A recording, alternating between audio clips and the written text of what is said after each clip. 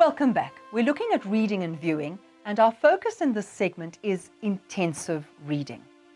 You can be given a dialogue or drama which contains language varieties. I want you to pay attention to dialect and slang and words from other languages.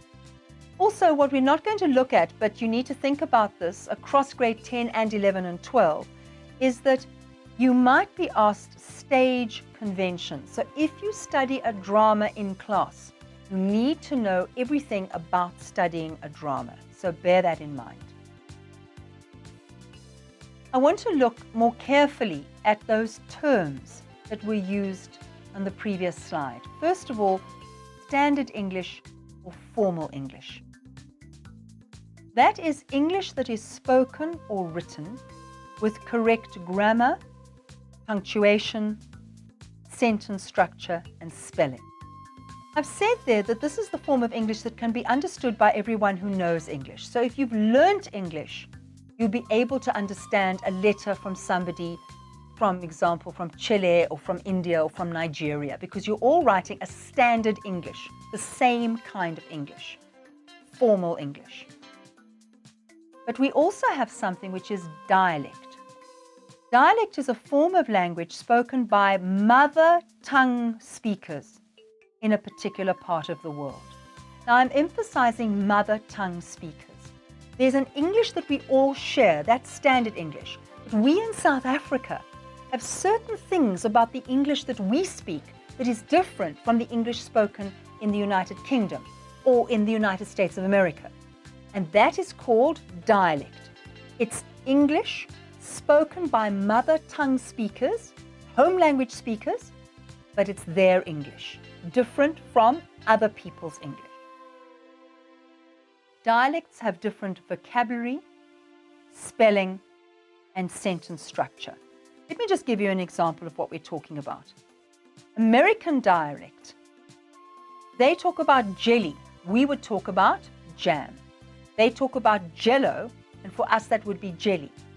If they offered you a cookie, for us that would be a biscuit. That is vocabulary, the words that they choose. Now look at the spelling there of those three words.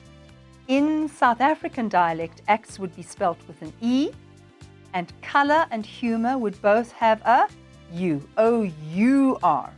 That is American dialect. Then we come to colloquial language. Colloquial language is more what we understand by spoken English. Of course, we can write colloquially, but then we would be writing the way that we speak. Colloquial language is spoken language. It is found more usually in informal conversation than in formal speech or writing. You can hear the word a colloquialism, and that means a word or phrase that is not formal or literary, and it's typically one used in ordinary or familiar conversation. And a good example would be guys. Hey guys, hi guys. Guy is colloquial. It's a colloquialism. Then there's slang.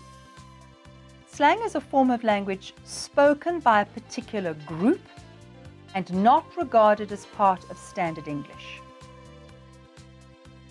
Slang is an extreme form of colloquial language, so it's very, very, very colloquial.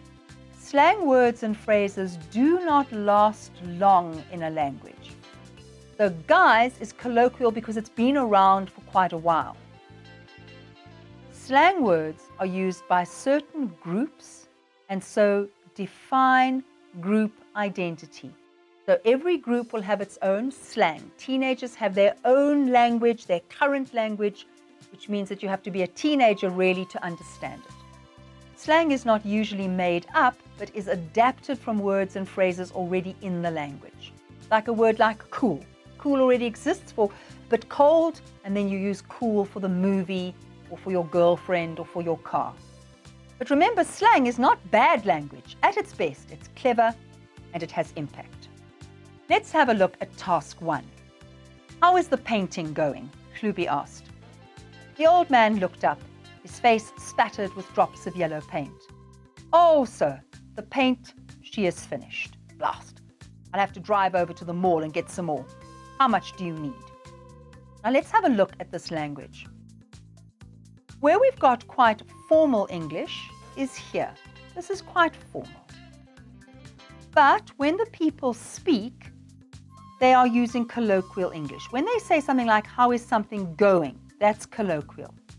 A word like blast is colloquial. He's not swearing, but he's cursing. Aisle, that abbreviation, that contraction is a typical sign of colloquial language. But then we've got something more. We've got this, and this isn't really part of English at all. And then we've got the sentence structures there that would not be considered correct English. Now, what kind of questions could you get on a passage like this? You could get a factual question. Who is the employer? Who is the person being employed? So you could get factual questions. You could also get asked questions about the characters. Be careful about saying, well, one is an educated person and one is uneducated, because both men are using informal English. They're both comfortable with the English that they're using. They're not trying to impress anybody or get it right. But one person is certainly speaking a different kind of dialect from the other. So you could get this kind of question: what differences do you notice between the English used by Hlubi and that used by Petros? We're talking about reading and viewing and intensive close reading, and we'll continue our discussion in the next segment.